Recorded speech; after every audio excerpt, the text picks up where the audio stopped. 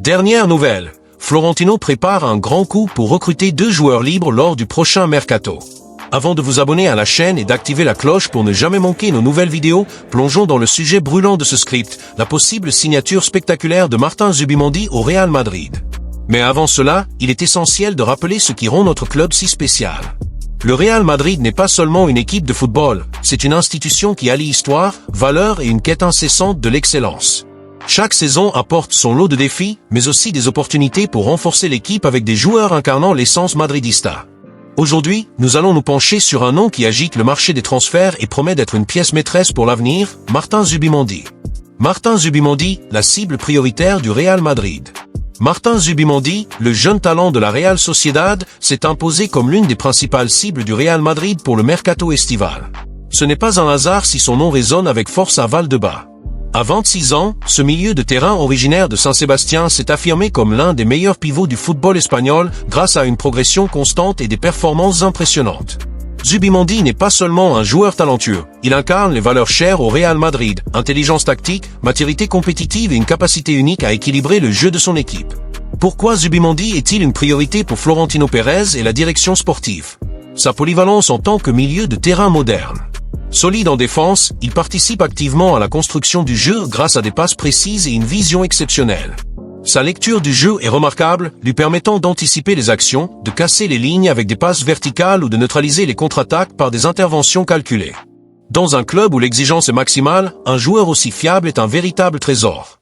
Zubimendi est le genre d'athlète qui élève le niveau de ses coéquipiers, un leader discret qui ne cherche pas la lumière mais obtient des résultats.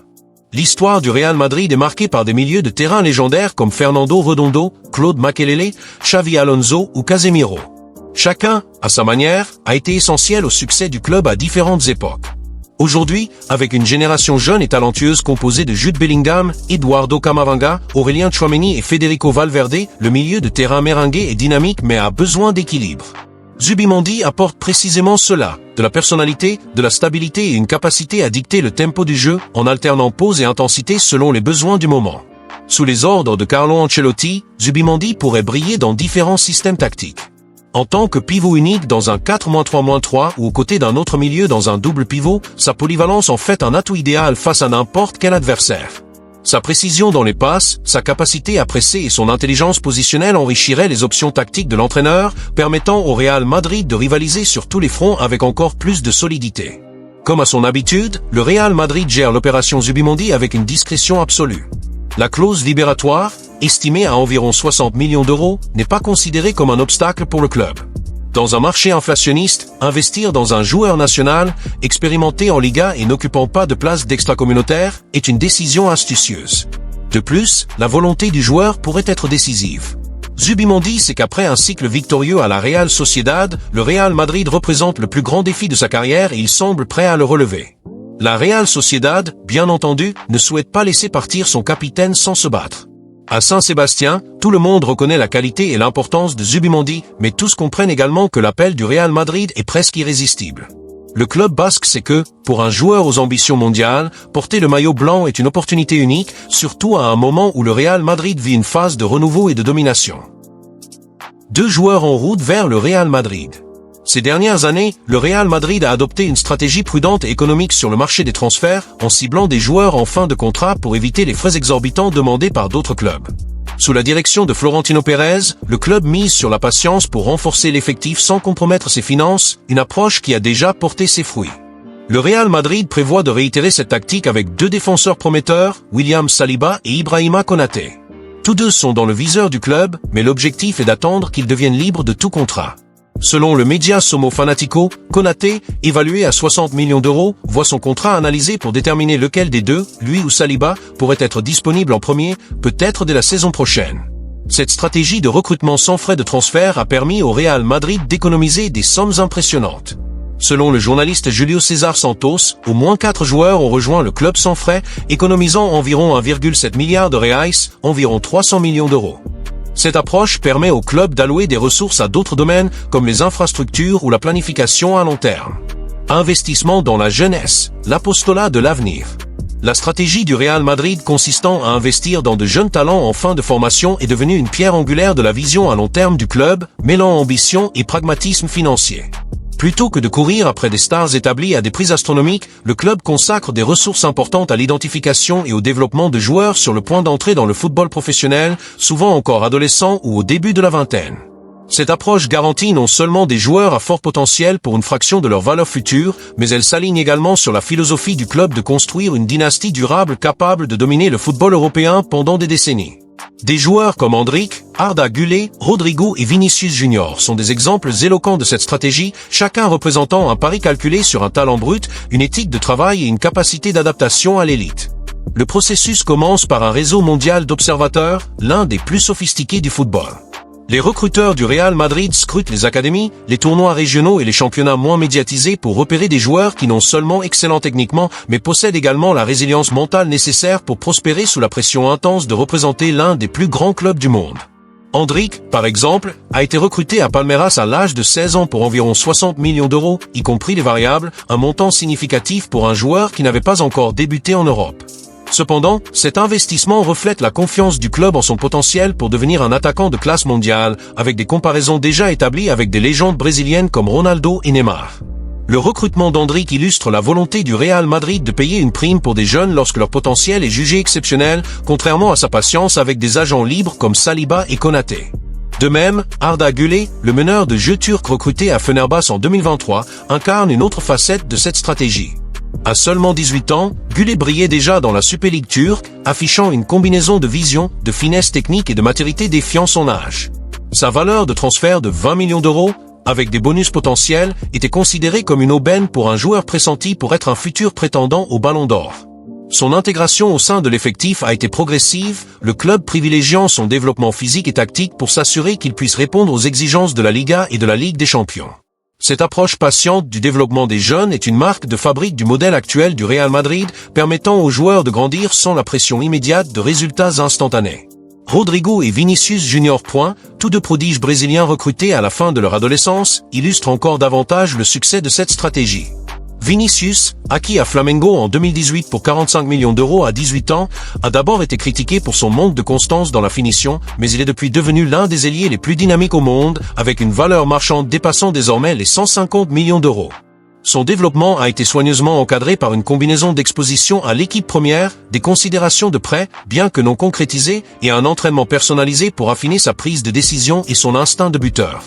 Rodrigo, recruté à Santos pour un montant similaire en 2019, a suivi une trajectoire comparable, s'imposant comme un attaquant polyvalent capable d'évoluer à plusieurs postes en attaque.